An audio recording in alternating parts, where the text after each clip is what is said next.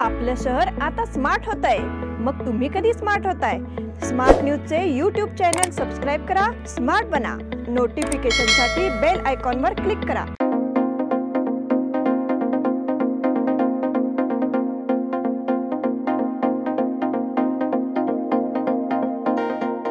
नमस्कार, मी श्वेता अंकले. स्मार्ट न्यूजच्या आजच्या बुलेटिन मध्ये आपल्या सगळ्यांचे स्वागत करते. आता एक नजर टाकूयात आजच्या ठळक घडामोडींवर. चीनने भारतापेक्षा संरक्षण खर्च 3 पटीने वाढवला. काँग्रेस नेत्यांच्या भाजप प्रवेशामुळे गुजरातमध्ये काँग्रेसला धक्का. राज्यांच्या विकासातूनच देशाचा विकास साधणार. राज्यात आणखी बॉम्बस्फोट घडवण्याची धमकी. उद्यापासून रोटरी सेंटर कृषी महोत्सवाला प्रारंभ. सर्वोच्च न्यायालयाच्या आदेशाने डी.के. शिवकुमार यांना दिलासा. सीमा भागातील विद्यार्थ्यांसाठी डोमेसाईलची अट शिथिल करण्याची मागणी. पाणी पुरवठा उद्यापासून होणार सुरळीत. हत्तीचे दर्शन आणि दिवसभर जंगलात मुक्काम. अबकारी विभागाकडून नियंत्रण कक्ष. नमस्कार, मी अभिनेता आशुतोष कुलकर्णी.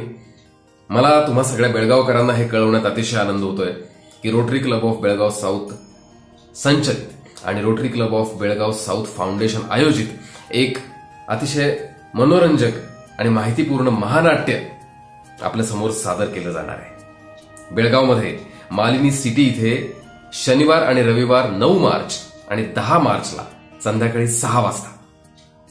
या महानाट्याचं नाव आहे अयोध्या.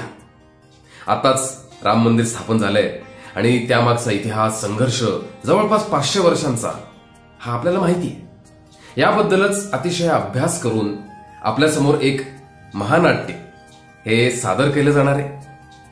नाट्य, नृत्य, संगीत, ग्राफिक्स या माध्यमातून फक्त मनोरंजनच नाही तर खूप छान माहिती आणि इतिहास आपल्या सगळ्यांसमोर उलगडणार आहे. या नाटकाच्या प्रवेशिकातून जो निधी सगळा गोळा होईल त्यातून एक विधायक काम केलं जाणार आहे आणि ते म्हणजे एक रक्तपेढी उभारली जाणार आहे बेळगावात. माझा सगळ्यांना आग्रह आहे आणि विनंती की या नाटकाला नक्की जा, प्रवेशिका घ्या. मनोरंजन सुद्धा तुमचं होईल आणि त्याचबरोबर एका विधायक कामामध्ये, सामाजिक कामामध्ये सहभागी पण तुम्हाला होता येईल. या नाटकाच्या प्रवेशिका विविध स्थळांवर आणि ऑनलाईन अवेलेबल आहेत. लक्षात ठेवा, 9 आणि 10 मार्च शनिवार रविवार मालिनी सिटी 6 वाजता महानाट्य. त्याचं नाव आहे अयोध्या. नक्की या.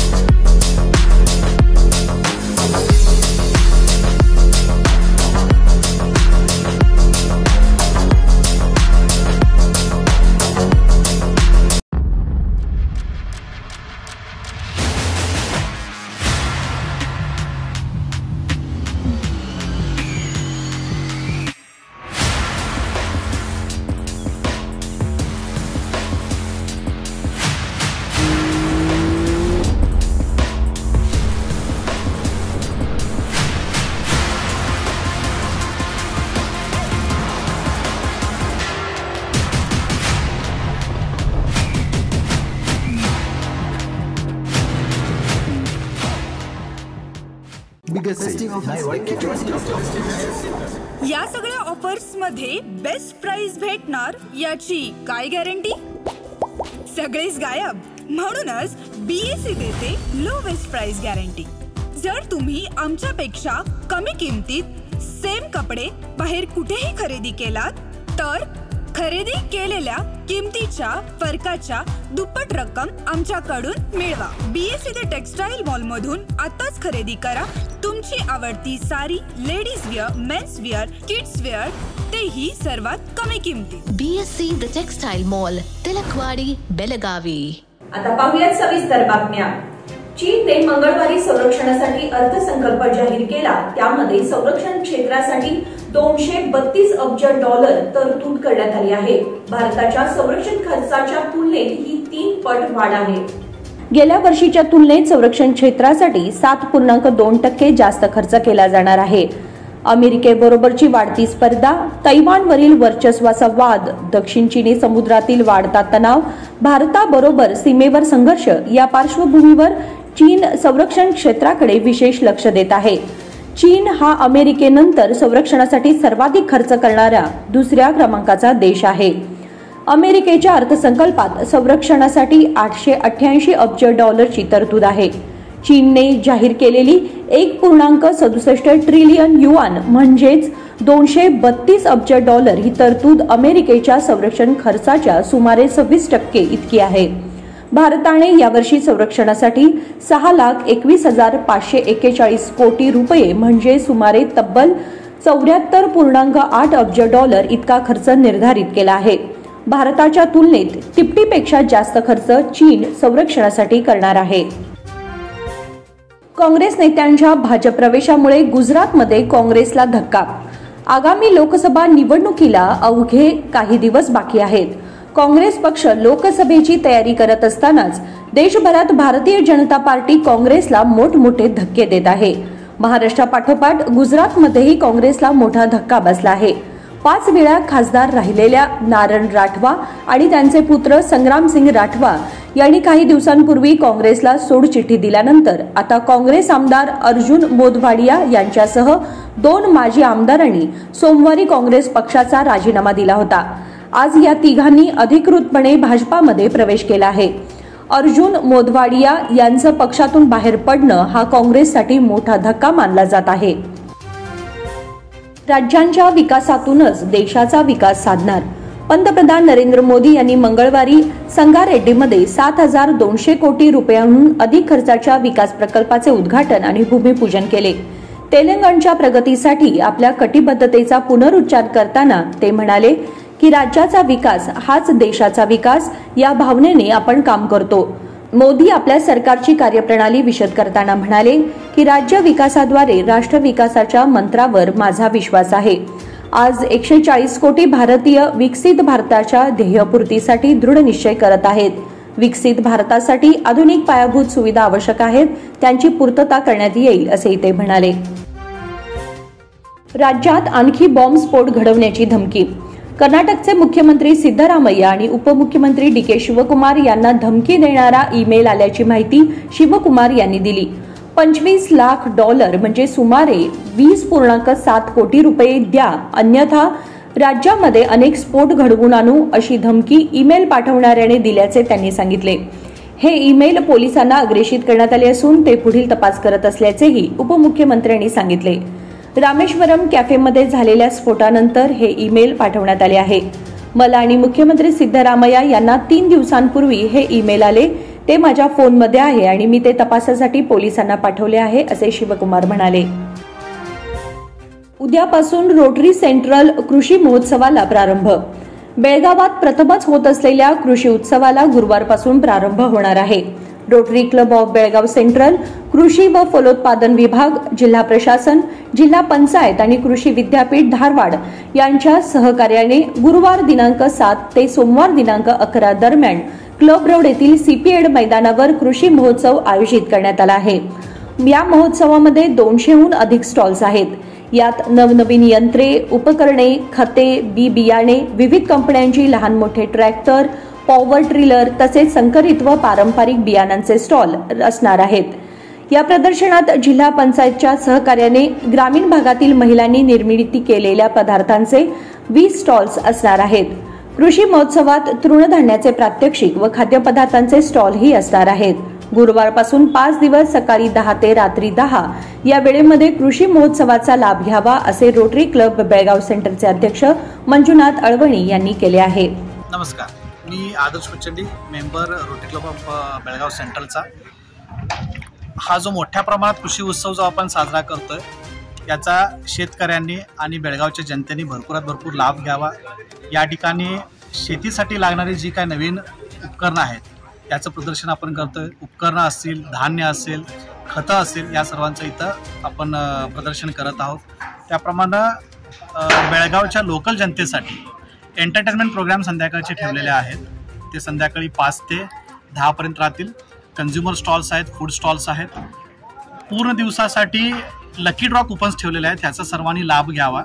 म्हणजे लकी ड्रॉ कुपन सकाळी 10 वाजल्यापासून संध्याकाळी 5 वाजेपर्यंत लकी ड्रॉ कुपन्स राहतील आणि संध्याकाळी 5 ते 10 पर्यंत 30 रुपये तिकीट राहील. तरी जनतेने याचा लाभ घ्यावा आणि प्रदर्शनाचा उपयोग करून घ्यावा. नमस्कार मित्रमंडळी, माझं नाव आहे मंजुनाथ तिप्पण्णा अलवाणी. मी अध्यक्ष rotary Club of Belgaum central. आज इथं बघत आहे तुम्ही सगळं, आम्ही एक मोठं बेळगावमध्ये पहिल्यांदा rotary Club of Belgaum central हे आयोजित केलेलं आहे. बेळगावी कृषी उत्सव हे एक मोठं इव्हेंट आहे. मी आपल्या शेतकरी बंधूंना विनंती करतो, उद्या आपला हा बेळगावी कृषी उत्सव जिल्हा लेवलमधनं हा आयोजित केलेला आहे. आम्ही ते उद्या उद्घाटन होणार आहे संध्याकाळी 4 वाजता. प्रत्येक पाहुण्यांनी येणार आहे, मोठा लीडर्स येणार आहे. सर्वोच्च न्यायालयाच्या आदेशाने डी.के. शिवकुमार यांना दिलासा. कर्नाटकचे उपमुख्यमंत्री डी.के. शिवकुमार यांना सर्वोच्च न्यायालयाने मोठा दिलासा दिला आहे. 2018 मधील एका मनी लॉन्ड्रिंग प्रकरणाची त्यांच्या विरोधात होत असलेली चौकशी बंद करण्याचा आदेश सर्वोच्च न्यायालयाने दिला आहे. त्याआधी कर्नाटक उच्च न्यायालय ही चौकशी सुरू ठेवण्याचा आदेश दिला होता. त्या आदेशाला शिवकुमार यांनी सर्वोच्च न्यायालयात आव्हान दिले होते. सर्वोच्च न्यायालयाने मंगळवारी उच्च न्यायालयाचा निर्णय फिरवला आहे. आर्थिक गैरव्यवहार प्रकरण डी.के. शिवकुमार यांना गोवण्यात आल्याचा आरोप यापूर्वी करण्यात आला होता.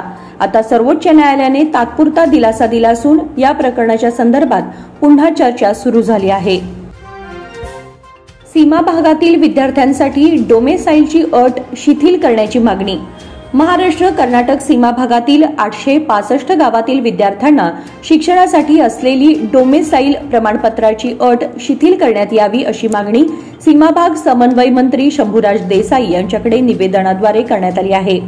जाचक अटींमुळे सीमा भागातील विद्यार्थ्यांना कर्नाटकात प्रवेश घ्यावा लागतो. त्यामुळे अशा विद्यार्थ्यांचे शैक्षणिक नुकसान होत असल्याने याबाबत त्वरित निर्णय घ्यावा अशी मागणी चंदगडचे आमदार राजेश पाटील यांनी मंत्री शंभूराजे देसाई यांच्याकडे केली.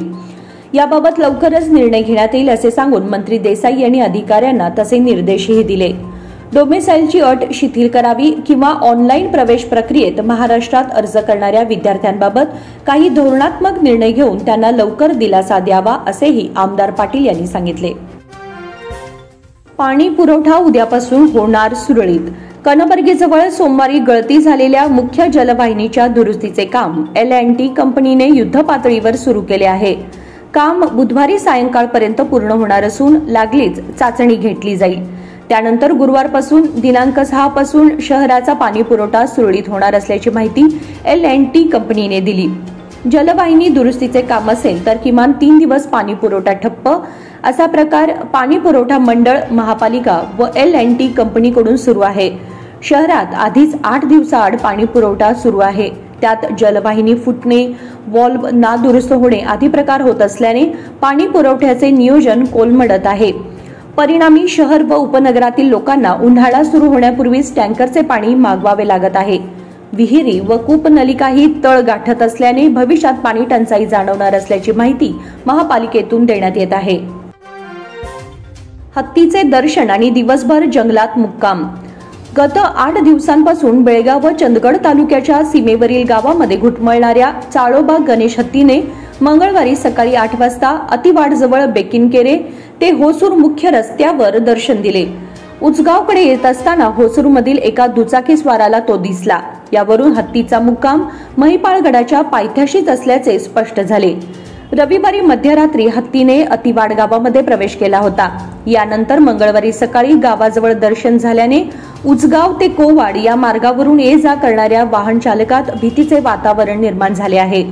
दिवसा जंगलात मुक्काम ठोकून तो रात्री होसूर, कौलगे, बेकिनकेरे, बसूर ते अतिवाड शिवारात खाद्यासाठी फिरत आहे. 8 दिवसांपूर्वी आजरा येथील जंगलातून आलेल्या हत्तीला स्वगृही सोडण्यासाठी चंदगड वन खाते प्रयत्नशील आहे. अबकारी विभागाकडून नियंत्रण कक्ष. आगामी लोकसभा निवडणूक सुरळीत आणि पारदर्शक होण्यासाठी जिल्हा निवडणूक विभागाच्या पातळीवर व्यापक तयारी सुरू आहे. त्याचाच भाग म्हणून अबकारी विभागाकडून नियंत्रण कक्षांची स्थापना करण्यात आली आहे. येत्या काही दिवसात लोकसभा निवडणूक जाहीर होण्याची शक्यता आहे. त्यामुळे जिल्हा निवडणूक विभागाकडून विविध पथकांची स्थापना करण्यात आली आहे. तपासणी नाके सुरू करण्यासह नियंत्रण कक्षांची स्थापना केली जात आहे, अशी माहिती अबकारी विभागाकडून देण्यात आली आहे. बातमीपत्रामध्ये वेळ झाली एक छोट्याशा विरामाची. पुढे जाऊ नका, पाहत राहा स्मार्ट न्यूज.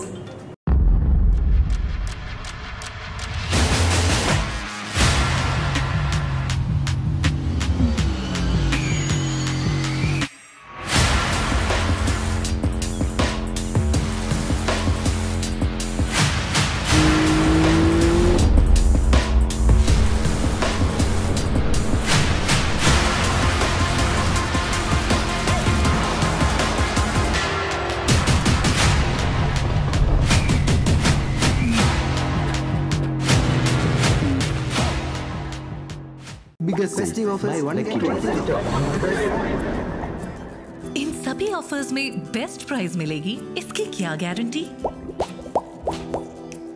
सब गायब, इसीलिए बीएससी देता है लोएस्ट प्राइस गारंटी. अगर आप हमसे कम दाम में सेम कपड़ा कहीं और से खरीदते हैं तो खरीदी हुई कीमत के फर्क की दुगनी धनराशि हमसे पाइए. बीएससी द टेक्सटाइल मॉल से खरीदिए अपनी पसंदीदा sari, ladies wear, men's wear, kids wear और यहाँ तक की होम फर्निशिंग भी, और वो भी सबसे कम कीमत में. BSC the textile mall, Tilakwadi, Belagavi.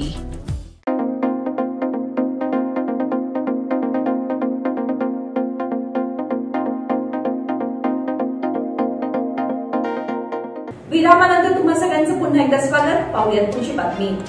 Belgaum जिल्हा प्रशासन आणि पर्यटन विभागातर्फे रेणुका यल्लम्मा मंदिराच्या विकासासाठी केंद्रीय पुरस्कृत प्रसाद योजनेअंतर्गत मंजूर झालेल्या कामांचा पायाभरणी समारंभ गुरुवार दिनांक 7 रोजी आयोजित केला आहे.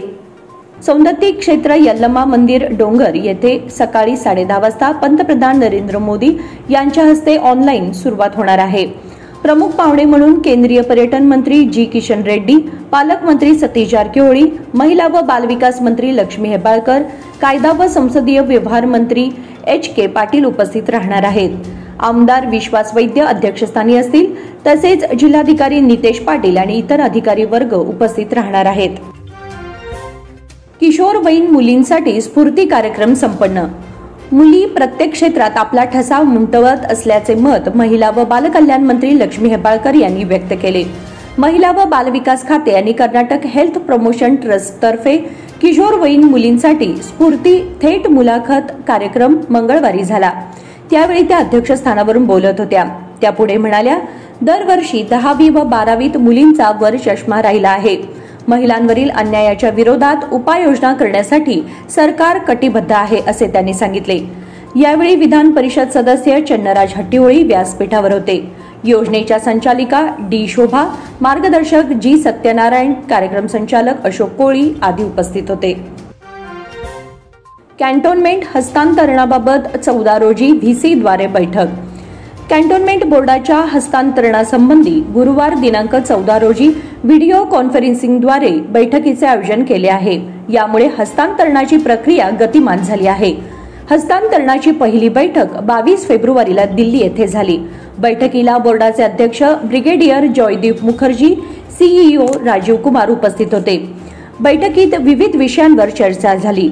या बैठकीत कॅन्टोन्मेंट बोर्डाला मिळणारा निधी, बोर्डातील कर्मचारी, पेन्शनर्स, रहदारी नियंत्रणासाठी करणाऱ्या उपाययोजना याची माहिती सीईओनी दिली. या बैठकीत दिल्लीतील संरक्षण मंत्रालयाचे अधिकारी, राज्य सरकारचे प्रतिनिधी व बेळगाव कॅन्टोन्मेंटचे प्रमुख अधिकारी हजर होते.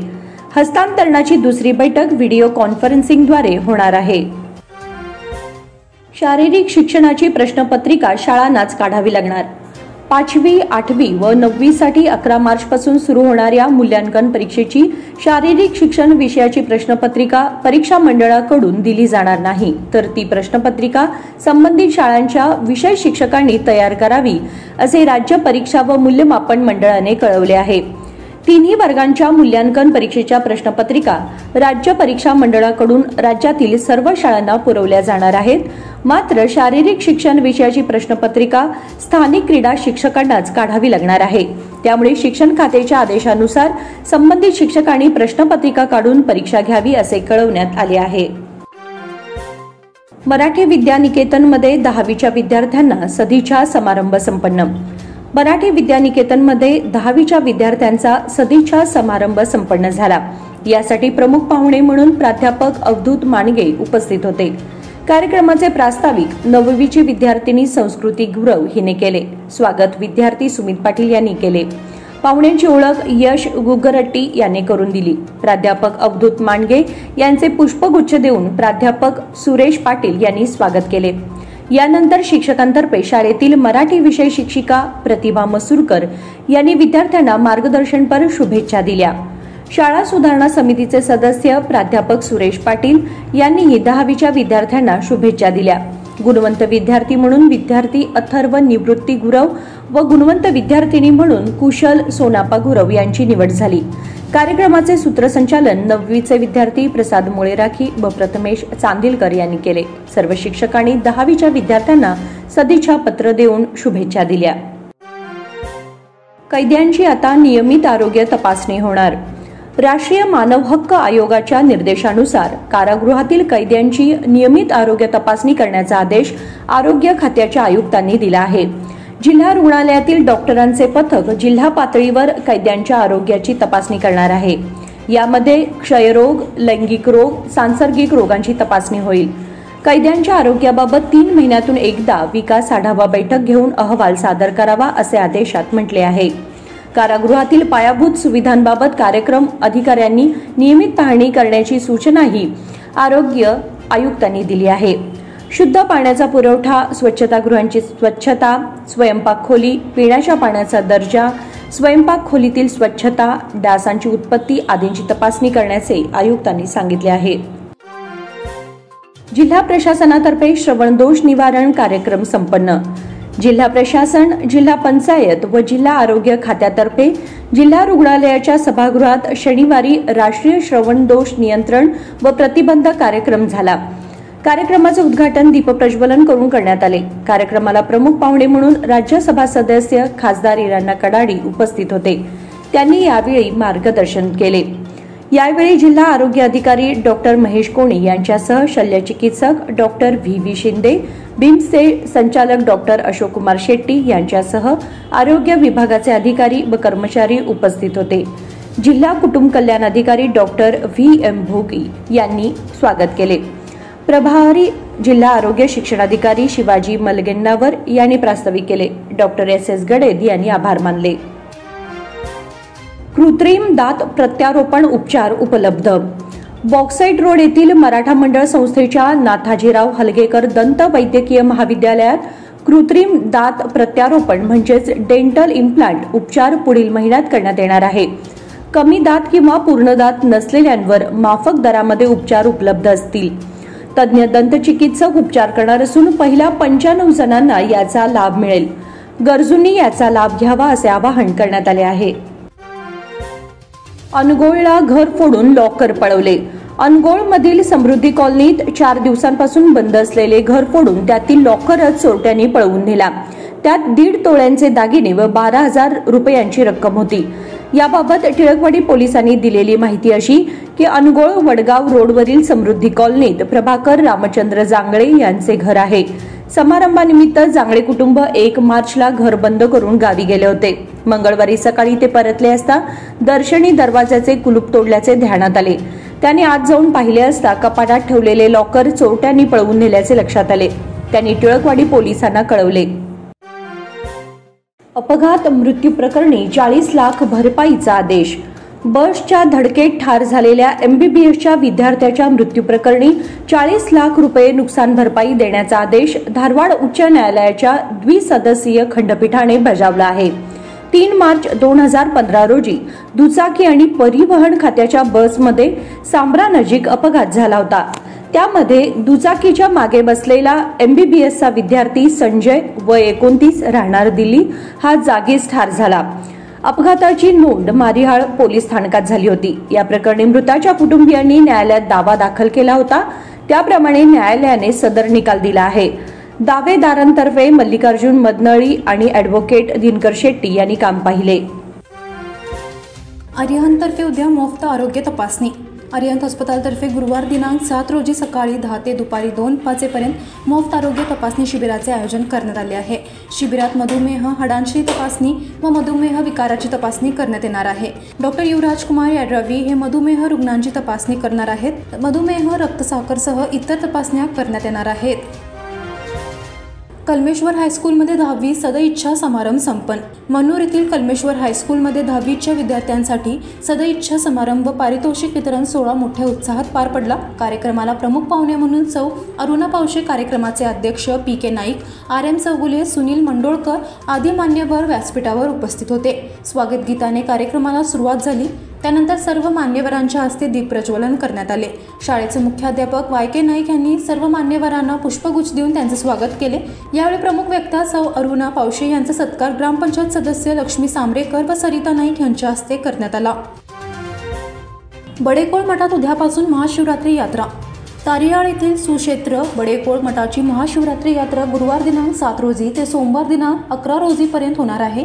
गुरुवारी सायंकाळी 5 वाजता ध्वजारोहणाने यात्रेची सुरुवात होईल. शुक्रवारी दिनांक 8 रोजी सकाळी 8 वाजता महारुद्राभिषेक, 9:30 वाजता होमहवन, दुपारी 4 वाजता पालखी सोहळा, रात्री 8:15 वाजता कीर्तन, 10:30 वाजता श्रीकृष्ण पारिजात नाटक. शनिवार दिनांक 9 रोजी सकाळी 8 वाजता महारुद्राभिषेक, 11:30 वाजता श्रींची पाद्यपूजा, दुपारी 1 वाजता रथोत्सव, 2:30 वाजता महाप्रसाद होणार आहे. सोमवार दिनांक 11 रोजी सकाळी 10:30 वाजता पालखीला निरोप व दुपारी 4 वाजता ध्वजावर्तनाने यात्रेची सांगता होईल.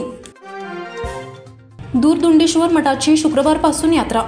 कडोली येथील दूरदुंडेश्वर मठाची महाशिवरात्री यात्रा शुक्रवार दिनांक 8 रोजी व शनिवार दिनांक 9 रोजी होणार असून त्यानिमित्ताने धार्मिक व सांस्कृतिक कार्यक्रमाचे आयोजन केले आहे. शुक्रवार दिनांक 8 रोजी पहाटे 5:30 वाजता पष्टस्थळ ध्वजारोहण, दुपारी 4 वाजता कुस्ती मैदान, सायंकाळी मुलांचे सांस्कृतिक कार्यक्रम व प्रतिभा पुरस्कार वितरण होणार आहे. शनिवारी सकाळी 6 वाजता दूरदुंडेश्वर गदगेळा अभिषेक, 11 वाजता पालखी सोहळा, दुपारी 2 वाजता महाप्रसाद, सायंकाळी 6 वाजता धार्मिक कार्यक्रम व सत्कार समारंभ होणार आहे. रायबाग येथे 13 रोजी जनसंपर्क सभा.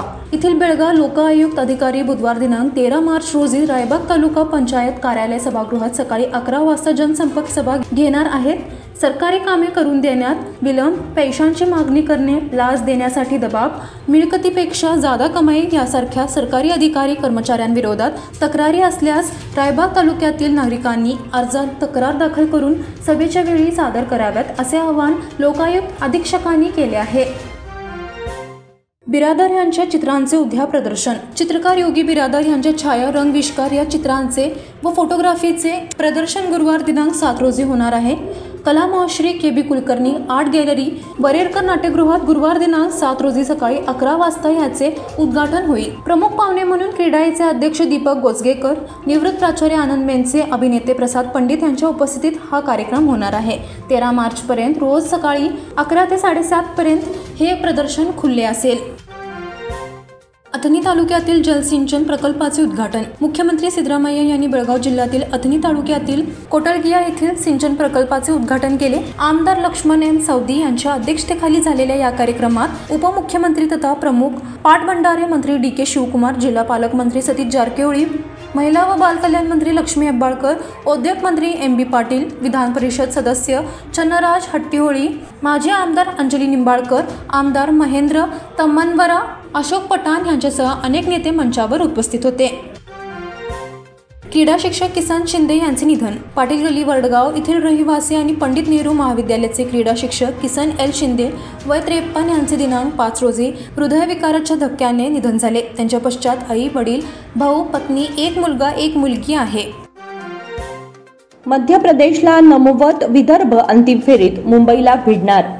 अतिशय चुरशीच्या अशा सेमीफायनल लढतीत तुल्यबळ मध्य प्रदेश संघाला 62 धावांनी नमवत विदर्भ संघाने रणजी करंडक स्पर्धेच्या अंतिम फेरीत धडक मारली. नागपूरच्या सिव्हिल लाईन्स मैदानावर झालेल्या या मुकाबल्यात विदर्भला 5व्या आणि अंतिम दिवशी 5 विकेट्सची तर मध्य प्रदेशला 93 धावांची आवश्यकता होती. पण विदर्भच्या गोलंदाजांनी भेदक मारा करत अवघ्या तासाभरात मध्य प्रदेशचा डाव गुंडाळला आणि दिमागदार विजय साकारला. 10 तारखेपासून मुंबईतल्या वानखेडे मैदानावर होणार असलेल्या अंतिम लढतीत विदर्भसमोर बलाढ्य मुंबईचं आव्हान असणार आहे. मुंबईने सेमीफायनलच्या लढतीत तामिळनाडूवर डावाच्या फरकाने दणदणीत विजय मिळवला होता. या निमित्ताने रणजी करंडक महाराष्ट्रातच राहण्याचा योग जुळून आला आहे. मुंबईच्या नावावर तब्बल 41 तर विदर्भच्या नावावर 2 जेतेपद आहेत. सात्विक चिराग दुसऱ्या फेरीत. सात्विक साईराज रंकीरेड्डी आणि चिराग शेट्टी या स्टार भारतीय जोडीने मंगळवारी येथे सुरू झालेल्या फ्रेंच ओपन सुपर 750 बॅडमिंटन स्पर्धेची दुसरी फेरी गाठली. विश्व क्रमवारीत अव्वल स्थानावर असलेल्या भारतीय खेळाडूंनी मलेशियाची जोडी ऑगसिन आणि टिओ ई यांच्या विरुद्ध 47 मिनिटांच्या कडव्या संघर्षात 21-13, 24-21 ने बाजी मारली. सुमित नागलचा पदार्पणात विजय. भारताचा टेनिस स्टार सुमित नागल हा इंडियन वेल्स मास्टर्समध्ये प्रथमच खेळला आणि अमेरिकेचा वाईल्ड कार्ड धारक स्टेफॉन डोस्टानिच याच्यावर त्याने सरळ सेटमध्ये विजय नोंदवला. नागलने पात्रता फेरीचा पहिला सामना 6-2, 6-2 असा जिंकला. 8व्या मानांकित नागलने 68 मिनिटात जिंकताच त्याला 10 रँकिंग गुण आणि $14,400 पुरस्कार निश्चित झाला. यंदा त्याने ऑस्ट्रेलियन ओपनची दुसरी फेरी गाठली होती. नुकताच त्याने चेन्नई चॅलेंजर किताब जिंकला, पण नंतर पुणे आणि दुबई चॅलेंजरमध्ये तो पराभूत झाला. काकतकर यांचा निवडीबद्दल सत्कार. मराठा बँकेचे विद्यमान संचालक माजी अध्यक्ष बाळासाहेब काकतकर यांची चंदरगी क्रीडा प्रोत्साहन व विकास सहकारी मंडळाच्या संचालकपदी तिसऱ्यांदा निवड झाल्याबद्दल मराठा बँकेच्या वतीने सत्कार करण्यात आला. कार्यक्रमाच्या अध्यक्षस्थानी बँकेचे अध्यक्ष दिगंबर पवार होते. चंदरगी क्रीडा प्रोत्साहन व विकास मंडळाची निवडणूक नुकतीच झाली. व्यवस्थापन मंडळाच्या क वर्ग विभागातून बाळासाहेब काकतकर हे भरघोस मताधिक्याने निवडून आले आहेत. यानंतर अध्यक्ष दिगंबर पवार व ज्येष्ठ संचालक बाळाराम पाटील व इतर संचालक यांच्या हस्ते बाळासाहेब काकतकर यांचा सत्कार करण्यात आला. यावेळी बँकेचे अध्यक्ष दिगंबर पवार, संचालक BS पाटील यांनी बाळासाहेब काकतकर यांच्या प्रती मनोगत व्यक्त केले. यावेळी बँकेचे संचालक बाळाराम पाटील, LS होणगेकर, SS खोकाटे, शेखर हंडे, सुनील अष्टेकर, विनोद हंगिरगेकर, मोहन चौगुले, लक्ष्मण नाईक, रेणू किल्लेकर, सभासद, ग्राहक उपस्थित होते. उपाध्यक्ष नीना काकतकर यांनी आभार मानले. आणि याचबरोबर स्मार्ट न्यूजचे आजचे बुलेटिन इथे संपते. धन्यवाद.